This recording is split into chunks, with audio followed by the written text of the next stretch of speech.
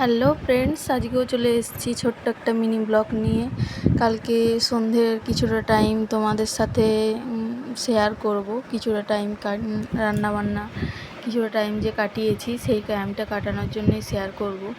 তো আজকে দেখো দু রকমের খাবার হবে, যেহেতু ভাত কম আছে দেখলাম, সেই জন্য মিষ্টুর বাবার জন্য রুটি করব।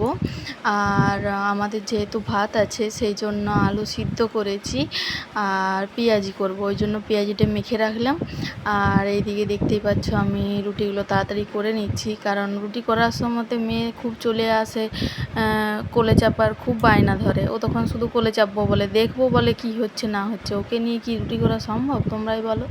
তো ওই জন্য তাড়াতাড়ি করে রুটিটা করে নিচ্ছিলাম, আর দেরিও হয়ে যাচ্ছিলো ওকে খাওয়াতে হবে বলে। তো প্রচণ্ড গরমও ছিল। এই দেখো বলতে না বলতেই চলে এসছে। তো ওই দেখো জামা ধরে টানাটানি করবে আর কোলে চাপতে চাইবে, আর ওর বাবার কাছেও কিছুতেই যাবে না, জোর করে নিয়ে যাচ্ছে তবে পরে যাচ্ছে, আর খুব কান্নাকাটি করে তখন। তো আমার রুটি করা হয়ে গেছে, তারপরে আমি মেয়েকে নিয়ে খাওয়াতে বসবো, কারণ অনেকটাই দেরি হয়ে গেছে। আর কেমন গরম দেখো, ভিজে গেছি পুরো একদম।